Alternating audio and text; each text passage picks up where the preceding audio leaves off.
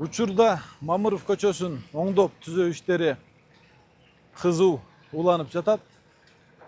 Көрүп турганыңыздардай эки четине лотоктор, ирригациялык тутумдар, ошондой эле тротуарларды орнотуу, электр мамыларын жылдыруу иштери аяктап калган. Учурда асфальт төшөөгө шагылдар төшөлүп даярдалып атат.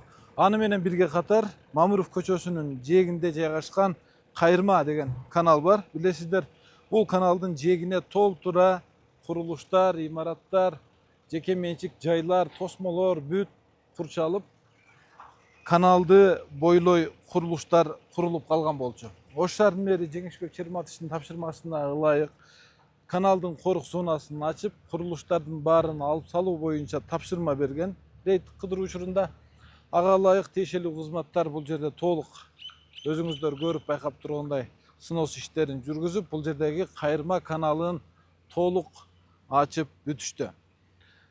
Негизинен көрүп турганыңыздардай бул жерде тамактануучу, коомдук тамактануучу жай болгон, андан сырткары нан саткан түйүн болгон, күнүмдүк керектерүүчү курулуш материалдарын саткан чакан дүкөндөр болгон. Алардын баары алынып салынып, учурда каналдын жээги бошотулду. Бул жерге Ош шаардык архитектура башкармалыгы атайын долбоор иштеп чыккан, көрктөндүрүү жана жашылдандыруу боюнча парк эс алуу багы курула турган болгон.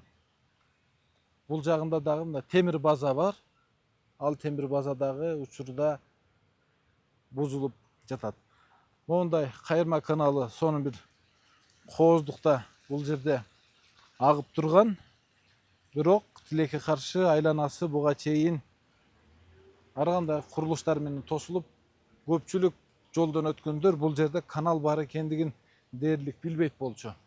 Мэрдин тапшырмасына ылайык Кайырма каналынын жээги толук бошотулуп, ар кандай мыйзамсыз курулуштардан алынып тазаланды.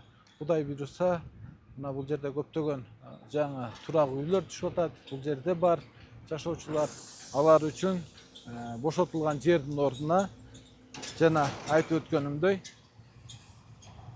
парк эс алуу аянтчасы багы курулуп берилет.